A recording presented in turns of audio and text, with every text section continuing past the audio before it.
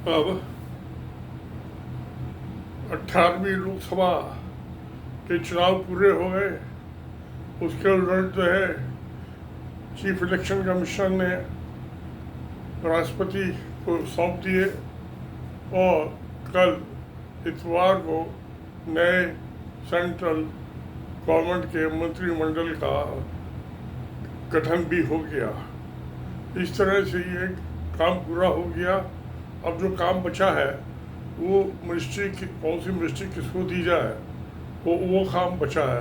कौन सी मलाई खाने में किस मंत्री को दी जाए वो काम बचा है। वो भी आज शायद मूवी रहने पड़ जाना चाहिए शाम तक। तो ये तो सब हो गया, इलेक्शन भी हो गया है, चुनाव भी हो गए, मंत्री भी बन गए, संतरी भी बन गए, ये सब काम पूरा हो गया। अब सवाल ये है कि 18वीं संसद बनी 5 साल के लिए। इसके बाद तो शायद तो चुनाव होंगे, उसमें महिलाओं के लिए, औरतों के लिए 1/3 सीटें स्टेट असेंबलीज में और पार्लियामेंट में रिजर्व हो जाएंगी।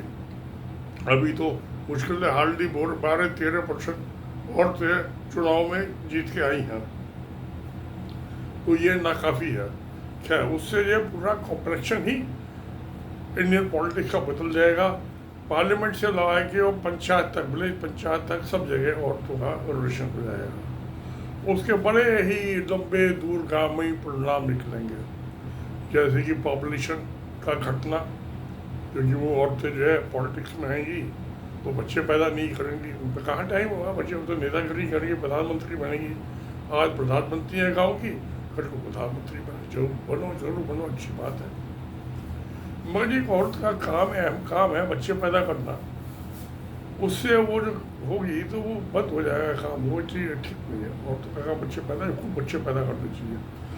जब एक तो भगवान आया था, भगवान ने सृष्टि बनाई थी, तो वीपिंग गॉड डिपाक्षी टेम्पल भगवान मुझसे मिलने आए थे रोते हुए। तो उन्होंने कहा था कि मैं बड़ा दुखी हूँ। मैं कहा क्यों दुखी हो भाई, क्या मुसीबत आ गई? तो उन्होंने मुझे बताया कि मैं जो था दुखी था, तो नारद मुनि मुझे आए थे। तो नारद मुनि ने कहा कि आप जो है धर्मराज के पास जाइए, उनसे एड्रेस लीजिए मेरा। तो पीलिंग में जब मैं सिक्किम गया था तो पीलिंग में उनसे मुलाकात हुई थी मई 2016 में धर्मराज से। और उन्होंने यमराज को कहा था कि इनको स्वर्ग नरक दिखा के आओ, तो वहाँ पे कौन स्वर्ग में गया, कौन में नरक में गया, उनका सब इनको एक्सप्लेन करो। क्योंकि धर्मराज जो है वो फैसला करते हैं कि किसको नरक में भेजना, किसको स्वर्ग में भेजना है।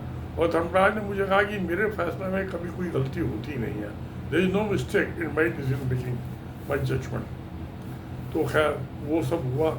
तो उन्होंने कहा कि भाई ये पृथ्वी, आप इंजीनियर हैं, आपने सड़कें बनवाई, मूर्तियाँ बनवाई, मंदिर बनवाए, मेरे घर बनवाए, पुल बनवाए, डैम बनवाए, नहर बनवाई, मकान बनवाए।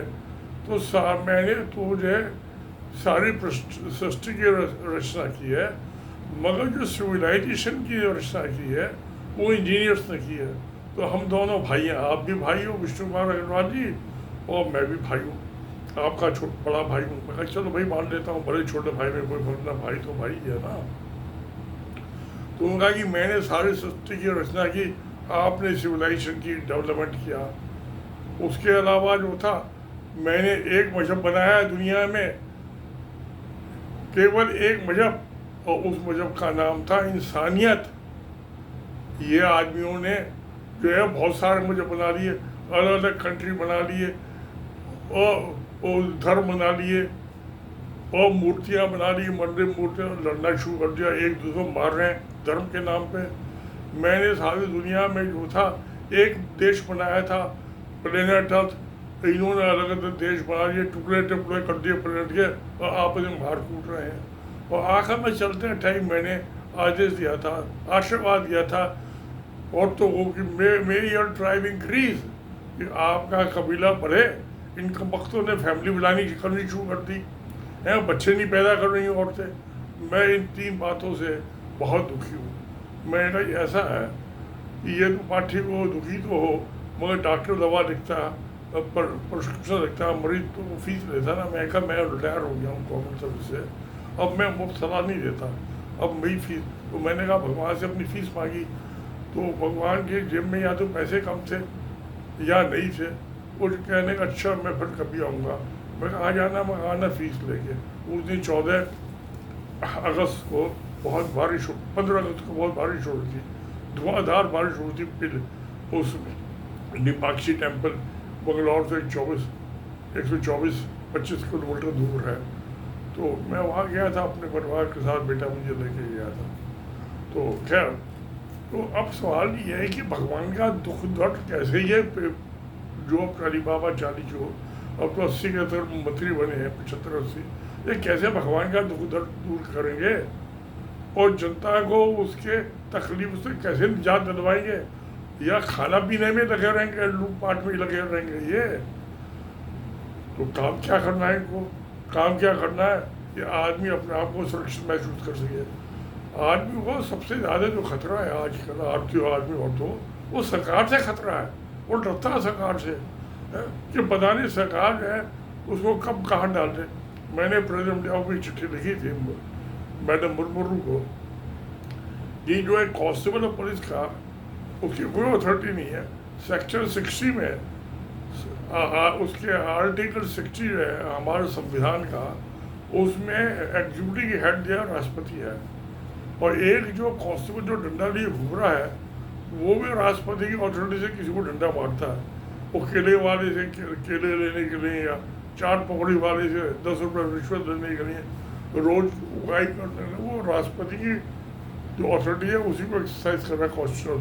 और जो डेलीगेटेड पावर्स है राष्ट्रपति ने पुलिस कमिश्नर के थ्रू, सेंट्रल गवर्नमेंट के थ्रू, पुलिस होम मिनिस्टर के थ्रू, पुलिस कमिश्नर के थ्रू, डाउन दी लाइन एक कांस्टेबल तक को दे दी। तो क्या ये इस जो ये डंडा मारने वाला पुलिस वाला है और रिश्वत करने वाला पुलिस वाला, क्या ये नई सरकार है इसको बंद करेगी, ईमानदारी लाएगी, सच्चाई लाएगी? बिल्कुल नहीं लाएगी। मुझे तो कोई नहीं दिखाई देती। तो जो मैंने लोकपाल वाले में कहा था, मैं कहा इसको प्रधानमंत्री को अलग कर दो, लोकपाल को है कैबिनेट को अलग कर दो, ये जजेस को अलग कर दो। जो नेशनल बिल्डर्स हैं इंडिया के, भारत के जो निर्माता हैं, जो बिल्डर्स हैं, वो लोकपाल का सलेक्शन करेंगे। और नेशनल बिल्डर कौन है कि ये president, bar council of India, medical council of India, institution engineers of India, institute service India, institute values India, institution electronic engineers of India. तो ये इस किस्म के institution, chartered accountant of India, cost accountants of India, company secretaries of India. तो ये जो 12 के करीब है प्रेजेंट, ये इलेक्शन वो सिलेक्शन करेंगे तो लोकपाल का, और राष्ट्रपति को रिकमेंड करेंगे। प्रधानमंत्री जो चोरों का सरदार है, 400 चोरों का सरदार है, तो ये कैसे ईमानदार आदमी को लोकपाल को सेलेक्ट कर सकता है? तो चोर को इलेक्ट करेगा ना। भ्रष्टाचार है, भ्रष्टाचार को इलेक्ट करेगा। अब सवाल ये कि हम जज को कर रहे हैं उसको, अरे 86% जज तो डिस्ट्रिक्ट कोर्ट में भ्रष्टाचारी है, 60% जज हाई कोर्ट में भ्रष्टाचारी है, 20-25% सुप्रीम कोर्ट में भ्रष्टाचार। ये तो जो रिटायर्ड जज है सुप्रीम कोर्ट में वो ये कहते हैं। अब क्या है कि जब एक पुलिस वाला रिश्वत लेता है या एक जज रिश्वत लेता है तो सोसाइटी को क्या देता है? एक भ्रष्टाचार, एक क्रिमिनल।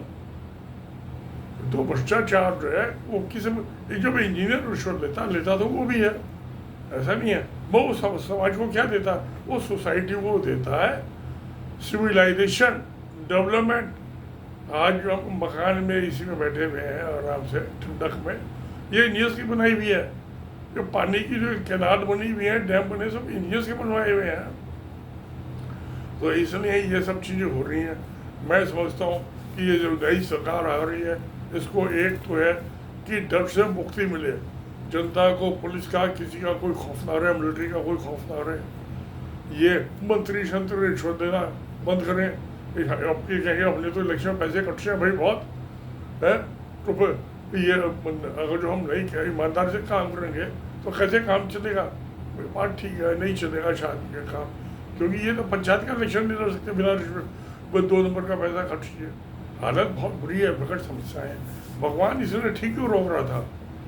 और भगवान ने ऐसी वो गुस्से में है, और इसने मोदी ने जो अयोध्या में मंदिर बनानी, बिल्डिंग बनी नहीं, वो पहली उसमें प्राण प्रतिष्ठा कर दी, तो उसकी भगवान की सांसें ही नहीं चल रही है अयोध्या में। और भगवान को गुस्सा आया, उसने ऐसी दुरुस्ती मारी कि अयोध्या में ही बीजेपी हार गई, अयोध्या में तो हार गई, उसके आसपास की तीनों सीटों पे हार गई। 4 लोकसभा की सीटों पे ये हार गए और बीजेपी को बहुमत नहीं मिला। इधर उधर से जो है तेलुगु देशम पार्टी से, पलटू राम नीतीश कुमार जैसे आदमी से समझौता करना पड़ा, उनके साथ पावर शेयरिंग करनी पड़ती है। तो खैर मिली सरकार गठबंधन की सरकार अच्छी होती है, क्योंकि वो सब मिलकर अपनी अपनी अकल इस्तेमाल करती है, मगर अभी भी उन्हें बराबरी का होना चाहिए था। अब इसमें जो है ज़्यादातर तो एक एक दो मंत्री हैं इसके, तेलुगु देशम के और जेडीयू के, नीतीश कुमार की पार्टी के, ज़्यादातर तो वही चोर के चोर हैं जहाँ बीजेपी के। तो ये चीज़ कुछ ठीक नहीं हो रही। मंत्रिमंडल बनाओ, जरूर बनाओ, मगर आप आदमी से सलाह तो ले लो। इन्होंने मुझसे सलाह ही नहीं ली कि भाई किसको मंत्री बनाए, किसको संतरी बनाए। भाई जनता से वोट डाल के दे दिया, तो मंत्री किसको बनाना है ये भी तो जनता से पूछो ना। ये तुमने क्या कर डाला, क्या घोटाला किया, बिना जनता से पूछे मंत्री बना दिए। ये तो सरासर बेईमानी, नालायकी है प्रधानमंत्री की और हमारे इलेक्टोरल सिस्टम की, जिसको 20-25% आधे आदमियों में 40-45% आदमी तो वोट ही नहीं डाला। वो कहते सारे चोर हैं, मैं वोट ही कर नहीं डालता। तो अब जो बाकी 60% बचे, उसमें से जिसको 25-30% वोट मिल गए वो बन गया। तो अब 25-30% मिले और 45% ने उसको रिजेक्ट कर दिया सबको। तो कितने हो गए, यानी 70% आदमियों ने जिनके खिलाफ है, जिनको बेईमान निकम्मा पाया है, वो आदमी मंत्री बन गए, प्रधानमंत्री बन गए। तो ये इलेक्शन सिस्टम ही जो है यही डिफेक्टिव है, सबसे बड़ी समस्या है। जनता ने अपना काम जनता कैसे कर, अगर जो अच्छा इलेक्शन कमीशन वो सुपर शोर है, हर एक कॉन्स्टिट्यूंसी में 25-30 हज़ार जो है वोट उन्होंने बोगस पड़वाए हैं। अच्छा अब क्योंकि उनको तो मोदी की सरकार ने, मोदी ने, अमित शाह ने अपॉइंट किया था, तो इलेक्शन कमीशन बन गया नहीं, वो तो नरेंद्र मोदी अमित शाह कमीशन बन गया, इलेक्शन कमीशन बन गया। तो उन्होंने, मोदी 100% हार रहा था इलेक्शन, मोदी को तो इलेक्शन कमीशन ने जिताया है। वहाँ पे बनारस में खूब बोगस वोट डलवाए हैं, नहीं तो ये अगर ईमानदारी से वोट पड़ते, जहाँ जहाँ बोगस वोट में आदमी पकड़े गए हैं, जैसे गुजरात में पकड़े गए, उत्तर प्रदेश में पकड़े गए, दोनों ही जगह पे जो है, और उन्होंने बोगस वोट डालते हुए अकलमंदों ने अपनी वीडियो बना कर डाल दिए, उनको तो गिरफ्तार कर लिया, वहाँ पे री इलेक्शन हुआ। मगर जिन्होंने अपने वीडियो बना के नहीं डाले उनको क्या हुआ, बोगस वोट सब पूरे हिंदुस्तान में डलवाए हैं। और बहुत से जहाँ जहाँ बीजेपी की सरकार है वहीं बोगस वोट पड़े हैं। तो इसलिए पूरे स्टेट में री इलेक्शन होना चाहिए था, जहाँ पे एक भी जगह जो है बोगस वोट पड़ते जो वीडियो बना के डाला, बाकियों ने वीडियो नहीं डाले, इसलिए इलेक्शन कमीशन की कार्रवाई नहीं की। और जो वोट पड़े हैं बोगस, वो जो डालने वाले थे वो बीजेपी के आदमी थे, यूपी में भी और गुजरात में भी, और उन्होंने सबने बीजेपी के वोट डाला, और किसी पार्टी का आदमी वोट डालने वाला पकड़ा ही नहीं गया, क्योंकि उसने हमने वीडियो नहीं डाले। हो सकता है मैं ही नहीं कहता कि कहीं नहीं पड़े होंगे, थोड़े बहुत पड़े होंगे, मगर मैं सोचता जो आज बीजेपी के वोट पड़े हैं उसमें से 70-75% जो वोट है वो बोगस वोट है, और उन्होंने अपने वीडियो बनाकर नहीं डाले। तो ये बात भी इलेक्शन कमीशन की कार्रवाई है, नालायकी का नमूना है। इसको तो इलेक्शन कमीशन को अपॉइंट करे, एक पैनल जो मैं कह रहा हूँ नेशनल बिल्डर्स का हो, वो इलेक्शन कमीशन में वो अपॉइंट करेगा, वो प्रेसिडेंट को रिकमेंडेशन देगा और प्रेसिडेंट ने अपॉइंट करना है उसको, ये सरकार नहीं अपॉइंट करेगी।